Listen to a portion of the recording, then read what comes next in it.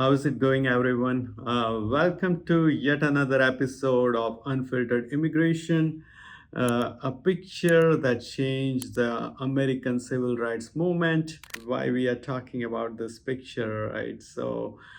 If you know about the Civil Rights Act of 1964, that's the Civil Rights Act which was like probably one of the main thing which shaped America, right? Probably in the top three, which made America what it is today in a good way. That it ended a lot of segregation rule, discriminations rule.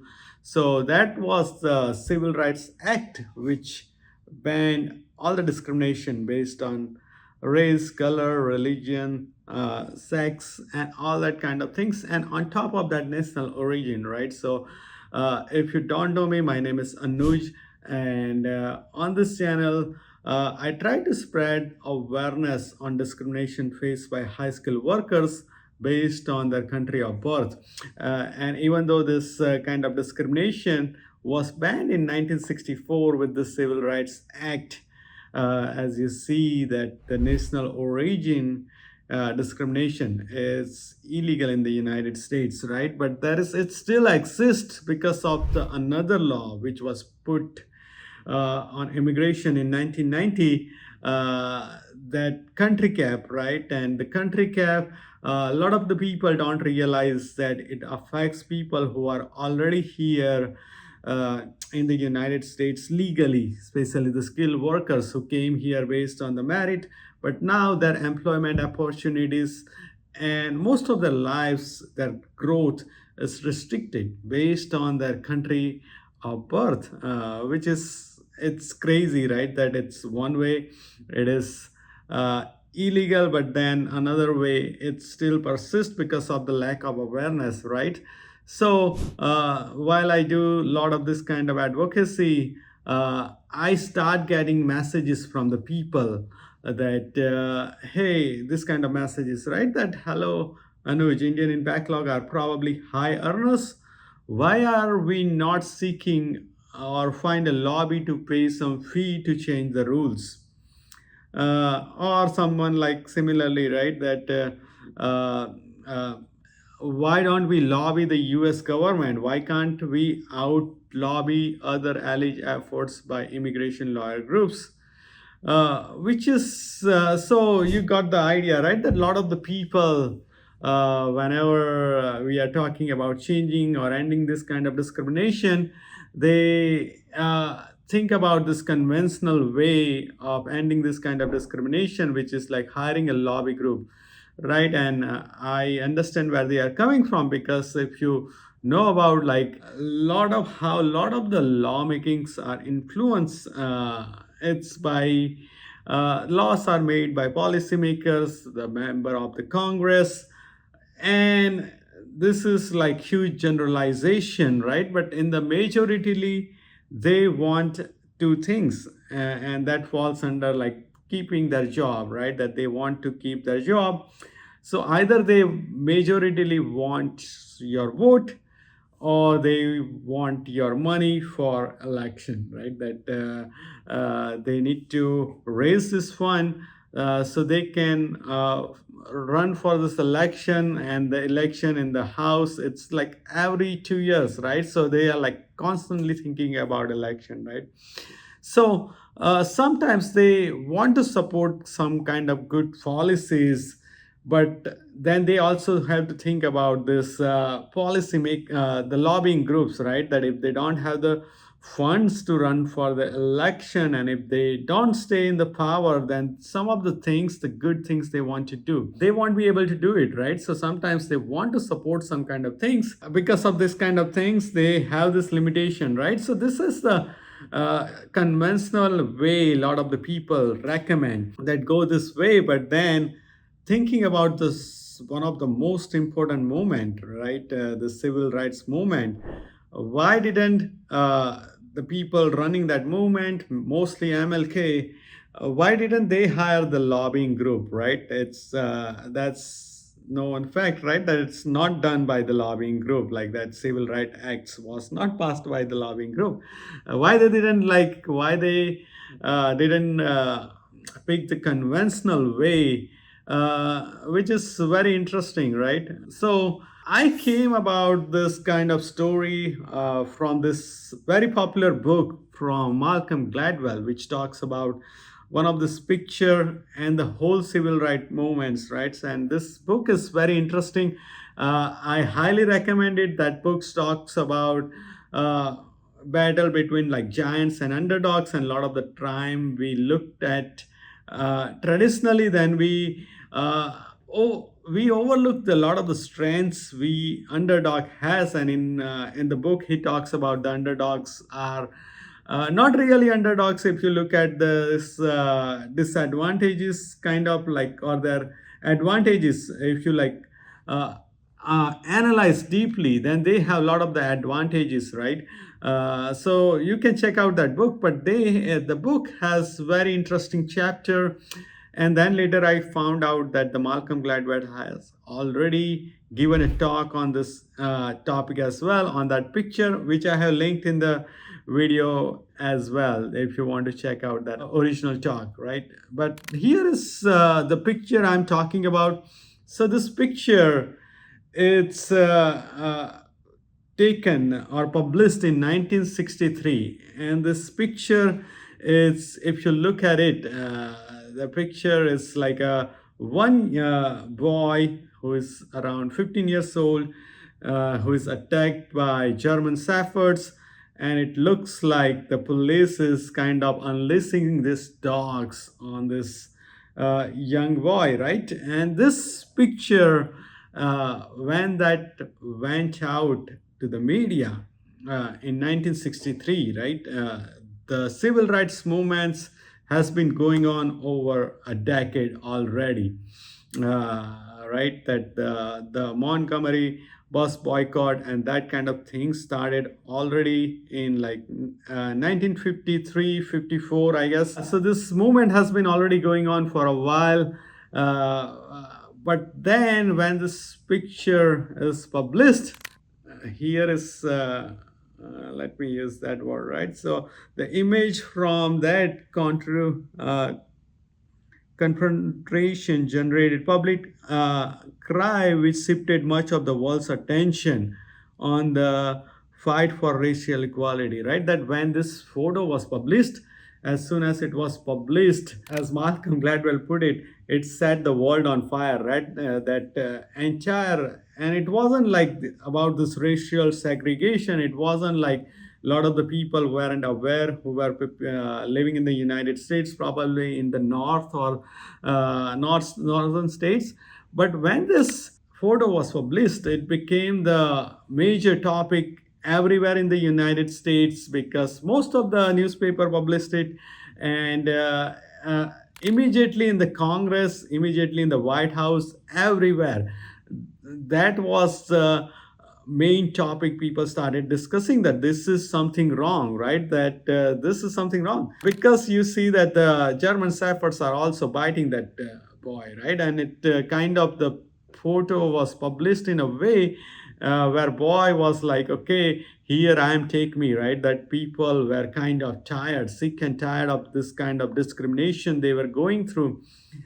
So then that became like the major topic, right? So that's what happens in the policy making as well, right? That the lot of lobbying people are working to sometimes support good policy, but many times support bad policies as well.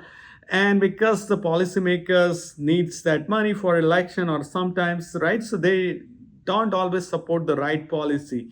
But sometimes when this kind of things happen, when the people became majoritarily aware about some kind of something which is like absolutely wrong, then what happens is that then the lobbying doesn't work anymore, because even if the policymaker can get the money for the election, if they don't get the vote, because now most of the people knows about this kind of discrimination, and then if they don't support the policies to end that, whatever wrong it is, then they're not gonna get the votes. So they're not gonna, they don't have any advantage of using that money for the election, right? Because so they're gonna lose their job. So right, so that's why this awareness is very important, right? So that's why, and one of the interesting thing about it, right, that a lot of the things were happening was wrong. People were sick and tired, right? This is in the Birmingham, Alabama, right? But there were like people were sick and tired. So this like Montgomery bus boycott was lasted for more than a year, right? That more than a year, there were like a lot of people who walked 8 miles every day to protest on something like that, right? And then were like people when they came to Montgomery, Alabama to protest on this kind of things, there were like even their bus was set on fire, right? So people were still coming out and doing the protest and all that things. But why they listen to this? I got it from the video. But what I mean is that that photo is the result, was staged in a sense that King put in place every element that made that photo possible, right? He orchestrated it in this broader sense. The whole Birmingham movement, in fact, is a choreographed act. It doesn't happen by accident. It happens because King sat down with his people and mapped out every single stage of what they call Project C, Project Confrontation. Yeah, what he's talking about is that this picture was orchestrated, not in a way that kind of stage, but they created in a scenario because they were looking to generate this awareness, because they have to rely back in the day in the 1964 on the traditional media, right? So they want attention on this issue. So they did this something called Project C, for Project Confrontation, right? And then he talks about that that movement was kind of like inspired from Gandhi's, that the similar mentality kind of thing is that you start protesting and then once in that time, if you like protest, then you get put in the jail. And the mentality was at the time is that once the jails are packed, then they don't have anywhere to put people in the jail. So they need to confront them in the street. And they started doing that kind of protest at the peak hours when people were going home. And a lot of the people were going home, but then there were like some people were protesting right there. So they will stop and look at that kind of protest. So even though the people actually protesting were very small numbers, it would look like a lot of people are protesting because there were like a lot of bystanders, right? So that's what happened in this picture as well. Is that then he explains that if you, the actual picture was like this, that this guy, he's not even there to protest. He's a bystander. He was like walking by. Actually, he's not very calm. Like he's kicking the dog as well. If you see that his leg, and then he's like not peaceful because he's like grabbing the hand of the police, right? And police is trying to restrict the dog as well, right? But the narrative they were able to generate using this photo, which helped to bring the attention they needed on this issue. And that helped, right? That sometimes, many times when we kind of working with this big of an issue where it's something is wrong, but like a lot of people are benefiting because of that kind of whatever wrong it is, then at that big level, the conventional way, which doesn't work, you have to go with this kind of raising awareness. So that's why we are focusing a lot on raising this awareness and doing it in much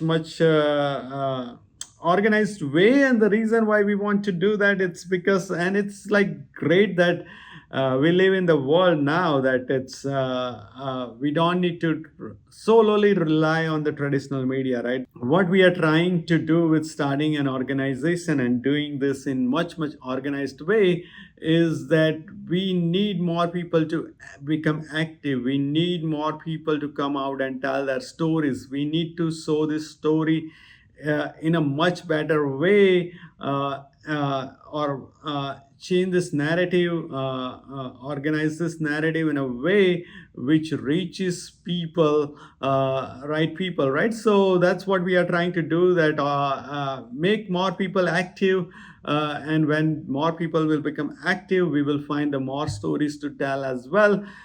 So you don't need to if someone is not comfortable, uh, they won't need to be come out in the public and share their stories, right? But what will happen is that because what we are doing is that make more people active, there will be more people who are comfortable sharing their story as well, right? So that's why we are focusing a lot on raising this kind of awareness, doing something which brings the attention on this issue. Much needed attention is in this issue, that this issue, it's kind of not as bad as what was happening in 1964, right?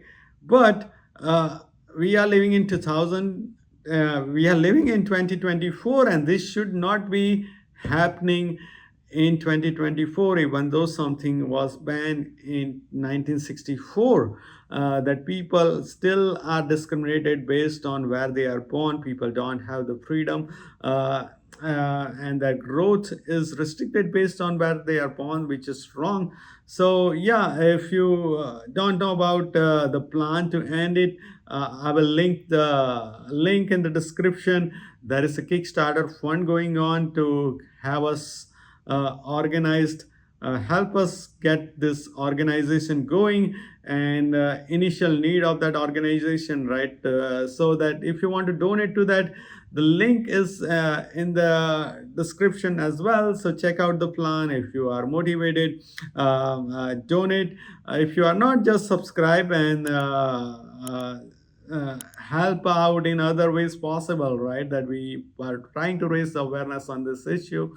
So anyway, you can support, it's great. One thing, last thing, as a closing note, when Malcolm Gladwell finished that talk, someone came out and asked this question that I feel kind of, this was like a powerful image. But when you actually analyze this image, they kind of feel kind of like little betrayed, right? And he says that when I'll play that video, but what he's trying to say is that the people, when they are discriminated, they need to work with what they got, right? Because the people in power, they have set the rules in a way that keeps them in the power, right? So when you are powerless, then you need to work with what you got. So I'll let that play, and that's it for today. Let me play it. I think we have to understand that manipulation is a tool of the powerless. And if you want a world where the powerless can fight back, you have to put your discomfiture at being deceived aside. Rules are written for and by the powerful. Remember that, right? All of our codes of conduct are invariably things that people in authority put across in order to maintain their authority. Rule breakers are people who are tricksters, are people who are trying to make do with nothing, with not a lot, right? And so I didn't really make this point well enough, I think, but I think that after overcoming our sense of discomfiture and disappointment, we have to applaud the trickster hero, right? And say, you know what? That's how you get back against power. And trickery is this, and deception are the greatest tools of some of the greatest tools of the downtrodden.